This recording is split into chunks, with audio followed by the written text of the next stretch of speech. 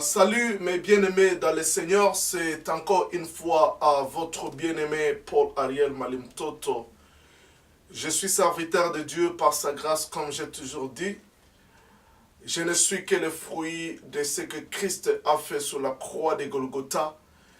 Je suis ce que je suis et je vais là où je vais par la grâce de Dieu. Encore ce soir, je ne sais pas si c'est le soir chez vous, peut-être c'est la journée.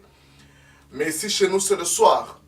Ce soir, je vais partager avec vous sur un thème intitulé « La foi voit avant de voir ». La foi voit avant de voir. C'est notre thème. Bien-aimé dans le Seigneur, celui qui a la foi, c'est une personne qui voit avant de voir. Parce que la foi voit au-delà des limites. La foi voit au-delà des frontières. La foi voit au-delà même des murs. Nous sommes dans Genèse chapitre 42. C'est là où nous nous sommes inspirés. Genèse chapitre 42 verset 1. Nous allons lire jusqu'au 3e verset. La Bible dit, Jacob voyait qu'il y avait du blé en Égypte. Dit à ses fils, pourquoi vous vous regardez les uns les autres? Il dit, voici, j'apprends qu'il y a du blé en Égypte. Descendez-y pour nous en acheter là, afin que nous vivions et que nous ne mourions pas. 10 frères de Joseph descendirent en Égypte pour acheter du blé. Amen. La Bible dit, Jacob voyait qu'il y avait du blé en Égypte. Ici, cet homme de Jacob était tellement loin. Il était à des milliers de kilomètres de l'Égypte. Il se trouvait à Cana. Et là, à Cana, il y avait la famine. Là, à Cana, ça n'allait pas. L'économie était au bas de l'échelle. Il y avait la famine qui s'était abattue contre le pays. Et ces gens, vous savez, quand il y a la famine, ce qui guette les gens, c'est la mort. Parce que la famine, c'est l'absence de la nourriture. Et quand il n'y a pas la nourriture, c'est les hommes qui vont mourir. Alors à cette époque, il y avait la famine. Et c'est la mort qui guettait tout le monde. Mais la Bible dit ceci. Quoi qu'il y avait la famine, l'homme de Jacob était là. La Bible dit que Jacob voyait qu'il y avait du bleu en Égypte. Cet homme, moi je me pose la question, cet homme était à Cana. Comment il pouvait voir ce qui s'est passé en Égypte? Là, cet homme voyait avec les yeux prophétiques. Cet homme voyait avec les yeux de la foi. Il était en Égypte, mais il pouvait voir ce qui se cachait au-delà des frontières. Bien-aimé dans le Seigneur, celui qui a la foi, il ne se limite pas à ce qu'il voit dans le présent. Il ne se limite pas à voir la situation comme elle évolue autour de lui. Bien aimé, il y avait la famine. Dans la réalité, il y avait la famine autour de Jacob. Il y avait la mort autour de cet homme. Mais cet homme voyait ce qui est caché de l'autre côté. Bien aimé dans le Seigneur, je vais dire quoi par ceci? Quelle que soit la situation dans laquelle tu te trouves, quel que soit ce que tu traverses, c'est peut-être la famine. Cette famine, je peux le définir comme la situation dans laquelle tu te trouves. Peut-être c'est une situation de maladie, peut-être c'est une situation financière, peut-être c'est une situation de manque de travail, peut-être c'est une situation de manque de mariage, peut-être c'est une situation de problèmes et de difficultés. C'est ce qui s'est passé à l'époque de Jacob. Il y avait la difficulté, il y avait le problème, il y avait des choses qui n'allaient pas. Mais cet homme voyait ce que les autres ne voyaient pas. Il voyait au-delà de ce que les autres voyaient. Bien aimé, c'est ça les caractéristiques d'un homme de la foi. Cet homme de Jacob avait hérité la foi auprès de son père Abraham. Et cet homme pouvait voir ce que les autres ne voient pas. Bien aimé, un homme de la foi voit au-delà de ce que les autres voient. Un homme de la foi voit avant même de voir. Alors cet homme, la première des choses, il a vu. Un homme de la foi voit. Mais comment il voit?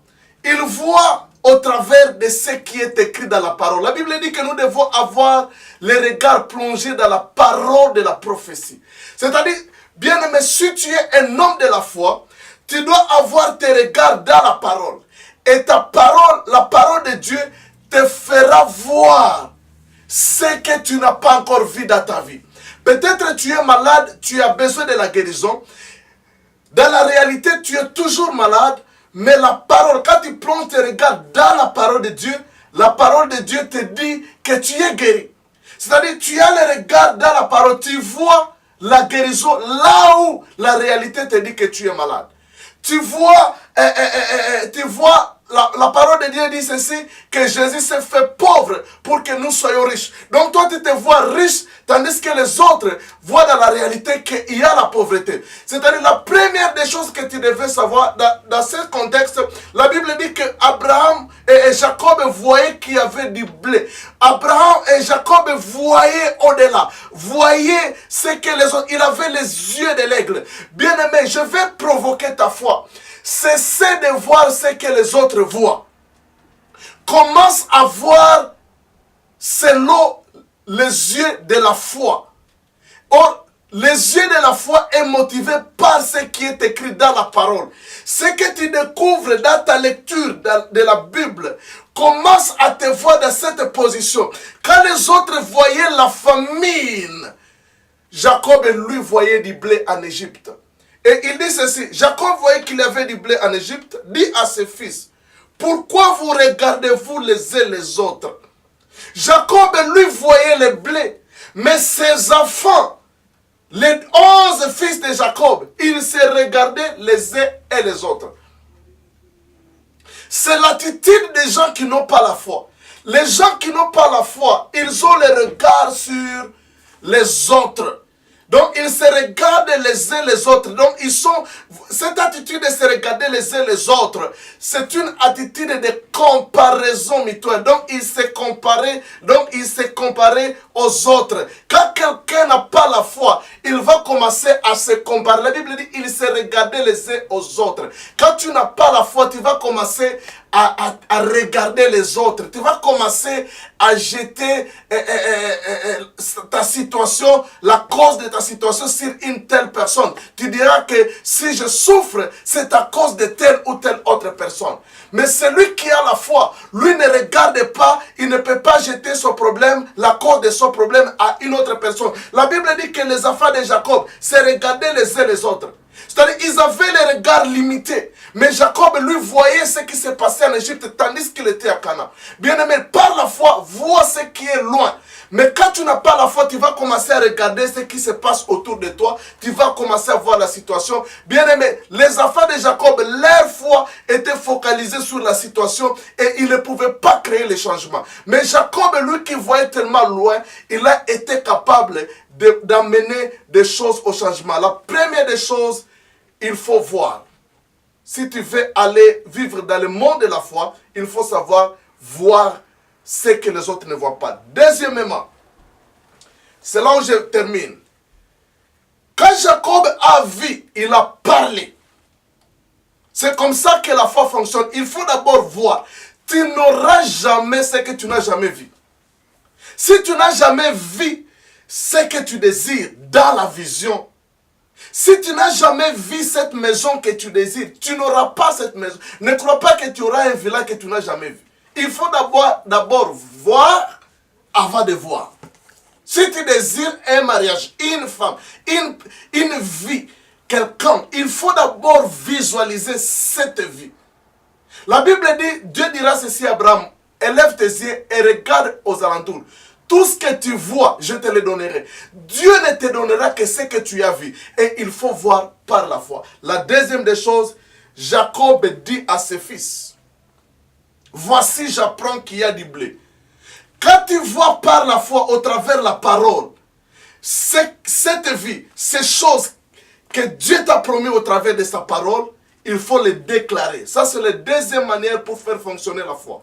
Il faut parler Il faut confesser, il faut déclarer. La Bible dit ceci, c'est en confessant de la bouche que nous parvenons au salut.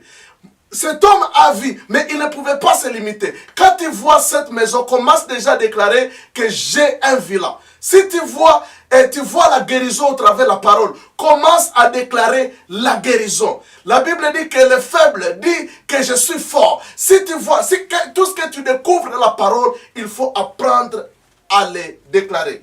La troisième des choses, la Bible dit que Jacob, envoyant ses fils en Égypte, pour qu'il aille acheter du blé. Alors, je conclue en disant ceci. Pour que ta foi fonctionne, il te faut trois choses. Il faut voir, comme Jacob a vu. La deuxième des choses, il faut confesser ce que tu désires. La troisième des choses, il faut passer en action. C'est ce qui fait fonctionner la foi. Sans ces trois mouvements, il est difficile que ta foi fonctionne. Tu diras ceci aux gens, j'ai la foi à Dieu, j'ai la foi à Dieu, mais tu mourras dans ta situation. Mais si tu veux voir les choses changer dans ta vie, change tes regards. Commence à voir les choses par rapport à la parole de Dieu. Commence à te voir guéri. Commence à te voir marié. Commence à te voir riche. Commence à te voir véhiculé. Commence à te voir toi là où tu désires être. Deuxième des choses, déclare à haute voix ce que tu désires dans ta vie. Et troisième des choses, ne reste pas assis. Après avoir déclaré, entre en action et tu verras la main de Dieu. Que Dieu te bénisse, que Dieu t'aide à comprendre ce message. Bye bye, que Dieu te bénisse. Amen.